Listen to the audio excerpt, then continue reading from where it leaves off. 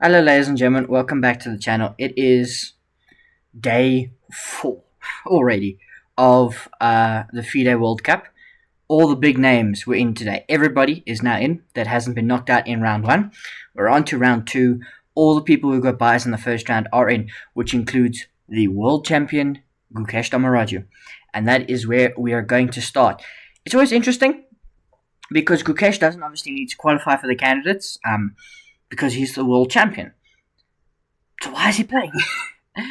Because he's a world champion and he's going to play these events. And he wants to win because it comes with prestige. So he's got the white pieces and he starts with the ready, knight to f3. Now, of course, he has a world championship match next year. And we're getting closer to the candidates. And, what's he going to play as well? He's playing... his opponent is Kaiserbek Nogabek. Not,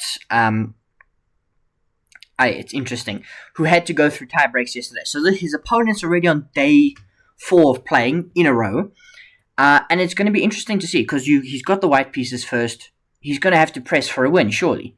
So we get e6. That's enough of an introduction and talking. g3. And we get this really interesting, like, Neo-Catalan system. Neo-Catalan, Neo-Benoni. We get d4, short castles, knight to c6, and d3. So, excusing the fact that c5 hasn't been played, it's kind of like a reverse Benoni. We get bishop to c5, knight bd2, short castles, the knight goes to b3, and bishop to e7. You, of course, don't want to go over here and get your bishop trapped. We get h3, e5, and now e3. Takes, and a5, just looking to kick out the knight. So Gukesh expands in the center with d4.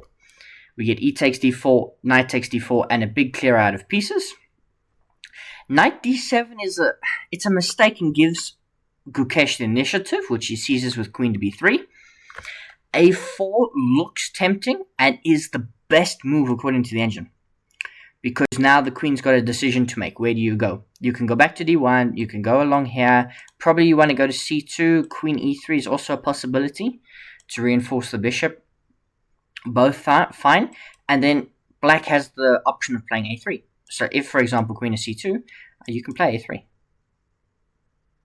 And there's nothing wrong with this. You either make white commit to b3, which now does give them this, but now you've got this. Though English is not Englishing. Sorry, I wrote an exam and I think it killed all my brain power. So queen to b3. We get bishop to f6. Now offering a trade of bishops. Rook ad1. Rook e8. Bishop to e3. Queen e7. And now must play rook fe1.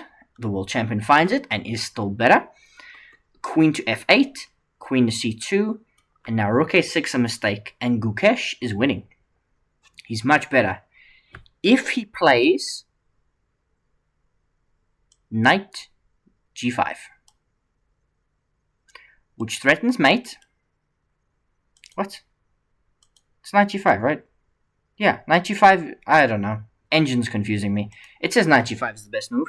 Instead he plays knight to d4, which is still fine. You're moving the knight forward. The bishop comes to e5, and now we get f4. A mistake, but he's seizing the initiative. Knight goes back, and look at that. He had a chance with knight to b5. He plays instead bishop to f2, which allows this rook trade, and c6. Now the knight can't go to b5. Now he must go the other way to f5, which he does find. And Gukesh is still better. The bishop moves, attacks the rook. Rook slides up, g6, check. You might say, wait, hang on. Why doesn't the queen just take? Isn't that free? And no, it's not. You're kind of bust here because you have to play knight f8. And this is just really horrible. And you're going to lose the bishop at least. And still have your king trapped. This is coming. It's bad. So king g7 is played instead. Now we get the knight dropping back. h5, check. King slides over and the knight drops back to f2. We offer a bishop trade, which is kind of accepted. But Gukesh, just that moment with queen to c3, right? He could have here, the best move is to play bishop to c3. You don't care that this bishop is on an active diagonal. Your bishop is far more powerful.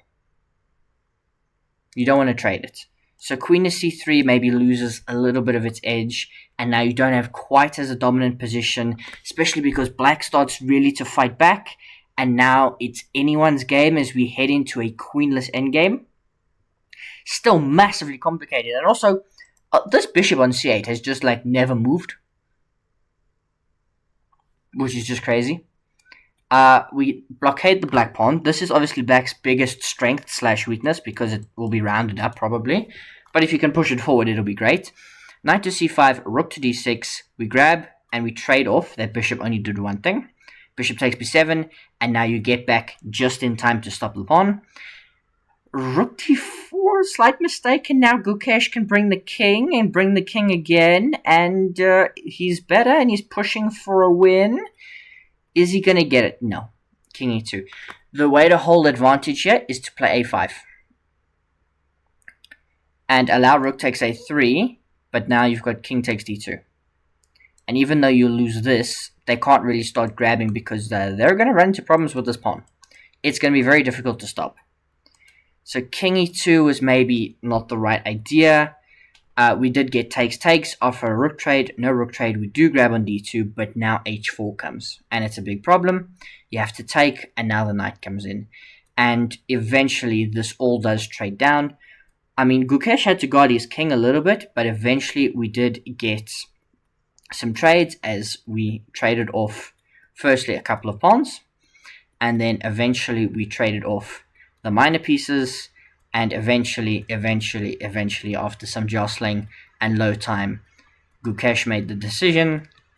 He couldn't press this anymore because white's pawns are doubled and on, the H file, which is incredibly difficult, and he gives up both pawns.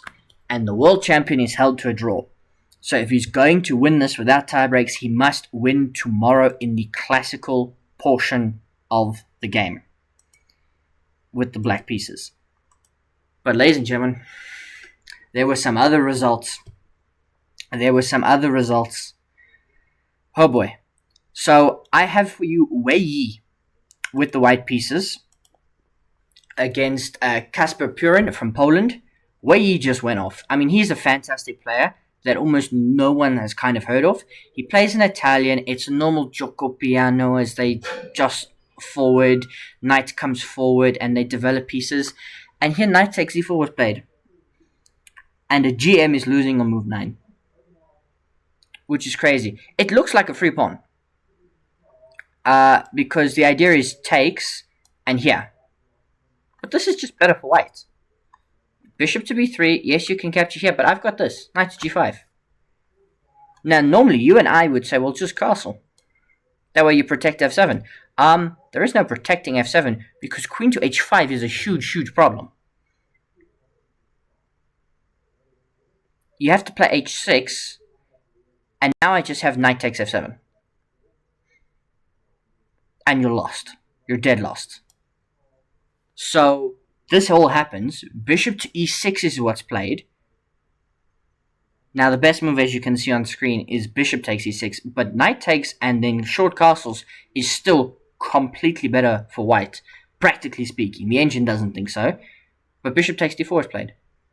Again, grabbing free pawns, queen to h5 check. Yes, you can come forward. Obviously, the engine's a scumbag. It's like, just go here. Because you pin the knight, you have this, and you have that, and it's just, everything is falling.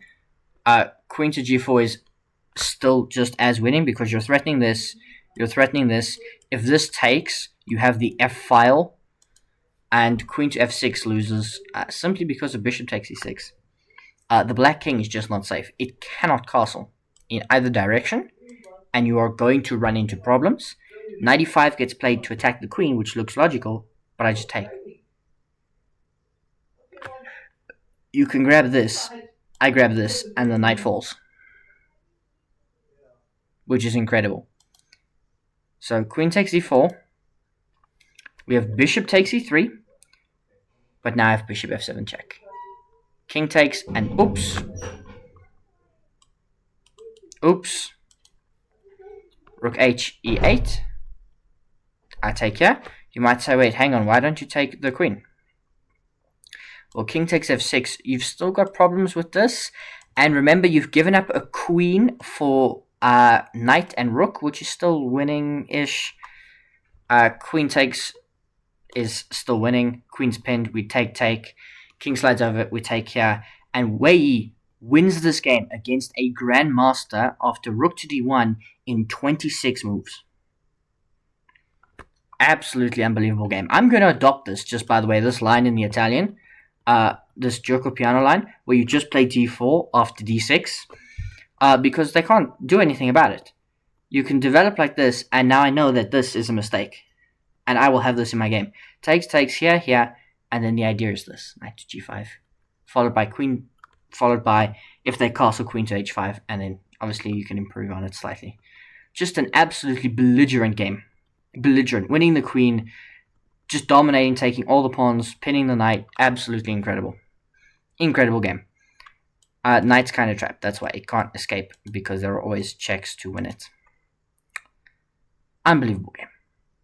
We move on though. We move on to another game. Oh my gosh, this was crazy. It was a short game, this next one. We got a couple short games and then we'll end with a long game, if you're still here. Faustino Oro with the black pieces. He got through the tie breaks yesterday, eventually. It was tough. How many tie-break games did he have to play? Yeah, he had to play quite a few. He played 8 games total against Ante Birkic, so 6 tie-break games. He started with a loss, a win, 2 draws, and then he won. He went 1-1. Absolutely incredible. He's playing Vidit Gujrathi with the white pieces. Vidit got a bye in the first round. His first game is against 12-year-old Faustino Oro. e4, e5, knight to f3, and it's another... I was going to say Italian. It's a Spanish opening. It's another e4, e5 opening. And it's a Berlin. It's an anti-Berlin. Bishop to c5, d3, short castles, bishop to g5, bishop to e7, short castles, d6, h3, and this is typical Spanish stuff. f5 is played, takes, and now knight, bd2. Slight mistake. Faustino Oro is slightly better. The bishop retreats, we play rook to e1, a6, we trade, and we play d4. That's what you want in this. e4 gets played, the knight drops back, queen e8, knight comes to g4. Faustino Oro is much, much better. Much, much better.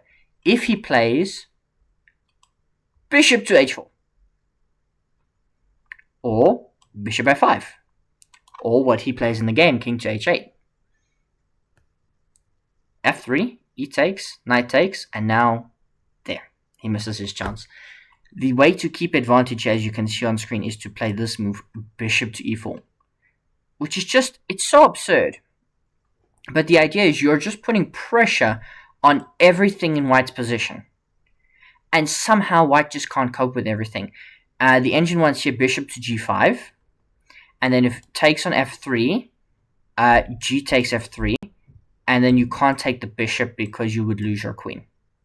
Is the whole idea. But black is still better. Queen d7 was played to just get out of the pin. But now I can play queen d2, knight to g3 comes, but I can play knight f2, rook f8, and now everything kind of sorts out as we play c4, queen slides over, b3, and here we go, knight to g3, bishop drops back, and the players repeat moves and make a draw, which seems actually quite logical. This happens a lot in Spanish, you kind of reach a deadlock sometimes, where you can't really break through without taking a huge amount of risk. And Faustino Oro's got the black pieces. He's happy with the draw. Vidit Gujrathi, he knows Faustino Oro's a good player despite the fact he's an international master. He's 12 years old. He's 25-30. He doesn't have that rating for no reason. Fantastic player. You don't want to overpush a position. White probably doesn't have any means to play for a win. Black's got the bishop pair. Yes, black has a damaged structure. White's pieces aren't coordinated. There's no need to push here. So Faustino Oro impresses really well, holds Vidit Gujrathi to a draw. And that takes us to the final game that I have for you. And boy, was it fun. It was 61 moves long, which is not an interesting number at all. It's not 67 or 69. It was again e4, e5, knight to f3, knight to c6, and bishop to b5. It was also a Spanish. And the players are with the white pieces, Yagiz Khan Erdoğmez from Turkey, and Shishu Biwang, Chinese international master, who knocked out Leon-Luc Mendonca in the first round. It's a Berlin. It's an anti-Berlin. It's bishop to c5, but now knight bd2. Slight difference from the previous game. Short castles d6, c3, knight e7, and this is a more typical way to play the Spanish in this kind of fashion. Bishop to f1, as strange as it is a reasonable move. We play g4, and then we play d5, knight e5, captures, and bishop to g2. And we've got this absolutely insane pawn structure. This is black's best piece. This piece looks trapped, but it's always putting pressure on this. You probably want to maneuver out the way and play f5, but that's not possible at the moment. c6 is also a bit dodgy. White has to find a way to attack properly. So we start with queen to e7. Now knight to c4, bishop to d4, and we look for a trade. That's important for white, and they get the trade rook takes, which is interesting. Some of you might say knight takes. But knight takes, you're firstly hanging this pawn. It might not work tactically, but knight takes e4 just wins the pawn probably. And the idea was to go here. This loses because the bishop takes f5 and then takes, and then, you don't get all of it back. Knight back to f6, and black's just better. So rook takes e3 is a necessity, as ugly as it looks. Rook fd8, queen to b3, b6. Just simple. But it gives white the initiative, and now you can play queen to a3, offering a queen trade. Queen trade declined, now I can play b4. And when you play c6, I can take and play rook c1, defending the knight. When you kick it out, I can go here. And you've just allowed this pawn to become 2 squares away from queening. And it is a huge problem. Rook to c8, I can play f3, which looks silly, but you're strengthening this. Queen e7, and now the interposing move rook to c5. And there's only one way to hold here. That's to sack the knight. But the idea is very simple. If you take, rook d1 check is a huge problem. Because king to h2 and now queen to h4. And you are going to run into a mating problem. And the only way to probably hold you is f4. Queen takes f4 and now rook to g3. And probably bishop takes e4 now. And the white king holds on for dear life. So you have to sack your knight to open up the king and just go for perpetual. h5 is played though. Same idea. Doesn't work. Why? Rook d3. You don't get to trade rooks. Takes, and now white is completely winning. And you guys, Khan Erdoğmez has to put it away. And sometimes winning a one position is the hardest thing to do at chess. You might say, ooh, fork. No. You're still winning, because it's work get played. But there's queen d4 check. And now you've got to probably trade queens. We go for queen trades. Queen trades are probably winning for white. We avoid perpetual, but now, oh, rook gets in the way. Again, queen trade is winning for white. Oh, queen c1. Black is not going to give this up. Because this is by no means won, and white still has to be precise, because you're also not playing with this bishop. This bishop is just staring into the butt of this pawn. And yes, you could say this is not helping. This could always come back. So queen d1, king slides over, and now here. White still completely winning. How do you win this? How do you win this? Well, we trade off knights. That's a good start. And now we get to c7. Rook d8 probably almost just wins on the spot now. But there's bishop to f7. And now, if here, which is what's played, you've got bishop to e6. And the bishop gets back in time. Queen slides over. Ooh. Got to be careful now. You can't allow perpetual check. You can't allow perpetual check. Because if you take the bishop, which is what happens, you have to be very, very certain that there's no perpetual check. And queen to h4 check. King to g1, queen e1, it looks like perpetual. Bishop to f1, queen g3, king h1, queen h4, king g2, and now rook takes. You get away with it. but check. King slides over, check, here, and you walk the king over there. You force the queen trade, and this is completely winning because you're up a piece, and you can grab on b5. Rook c2, king slides over, and this is completely winning. In fact, his kind of Erdoğan's probably sets up a mating net, and there's nothing you can do. The best move is to play f5 to give the king breathing room, but rook h5 is just devastating. King f6, and then probably rook takes f5. Slides over, and then rook takes e5 if you really want. It was an insane day. I would go through all the results. There were lots of draws, as you would expect. Some of the players finding their feet. Some of the players perhaps beginning to tire after 4 impressive rounds. There's another game tomorrow for all of these players. And some of them will have to go 6 days in a row because there will be tie breaks if they cannot separate the draws. We will see how Faustino Oro versus Vidit Gujrathi ends. And we'll see if Gukesh can score the win in round 2. Otherwise, Yildiz Khan Erdoğan and Wei Yi are doing a fantastic job.